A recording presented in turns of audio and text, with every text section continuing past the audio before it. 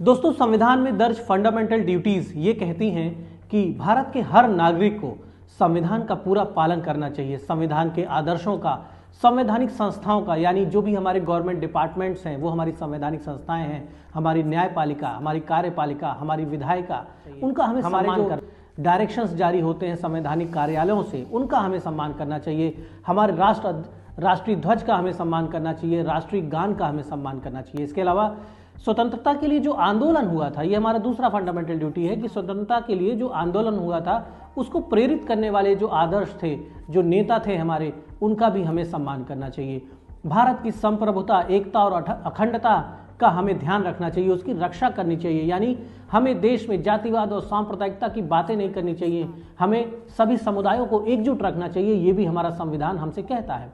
इसके अलावा देश की रक्षा के लिए हमें तत्पर रहना चाहिए, जरूरत पड़ने पर देश के लिए लड़ने और मरने के लिए तैयार रहना चाहिए। यानी देशभक्ति को सबसे ऊपर रखना चाहिए, हमारे संविधान का दिया हुआ कर्तव्य है। इसके साथ ही भारत के सभी लोगों में सामाजिक समरसता हो, सभी लोग एक दूसरे का सम्मान करें, भाईचारे की भावना हो, भ्रातृत्व की भावना हो, ये भी हमारा संविधान कहता है।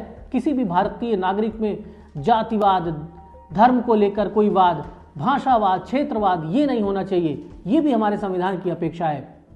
दोस्तों, संविधान ये भी कहता है कि आप प्राचीन भारतीय संस्कृति का सम्मान करें, भारत की गौरवशाली परंपराओं का सम्मान करें, यहाँ जो त्यौहार मनाए जाते हैं, जो यहाँ का कल्चर है, उसको आप रिस्पेक्ट करें और उसको आगे बढ़ाने के लिए भी आप अपना योगदान दें। इसके अलावा संविधान कहता है कि आप नेचर को लेकर, पर्यावरण को लेकर, प्रकृति को लेकर भी गंभीर रहें, प्रकृति का संरक्षण करें, उसकी रक्षा करें, पॉल्यूशन ना होने दें, पॉल्यूशन को रोकें। आप जो फॉरेस्ट हैं हमारे वनों की रक्षा करें, पेड़ों की रक्षा करें, झीलों और नदियों की रक्षा करें, वन्य जीवों की रक्षा करें और प्राणी मात्र के लिए, सभी जीव जंतुओं के लिए मन में दया का भाव रखें। यह भी भारत का संविधान आपसे कहता है। इसके अलावा आप वैज्ञानिक दृष्टिकोण के साथ मानवता को बढ़ावा दें, आप ज्ञान अर्जित करें, नई चीज़ों को सीखें, पढ़ाई लिखाई करें, नए स्किल्स सीखें, स्किल डेवलपमेंट करें और एक सुधार की भावना, हमेशा अपने अंदर खुद को अपडेट करने की, अपग्रेड करने की भावना आपके अंदर रहनी चाहिए। ये भी भारत का संविधान हमसे कहता है।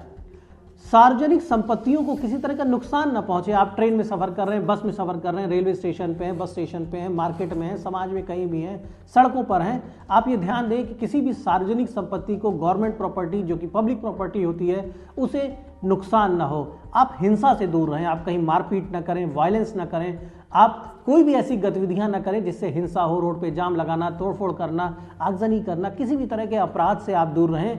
ये भी भारत का संविधान हम आपसे अपेक्षा करता है, हम सबसे अपेक्षा करता है।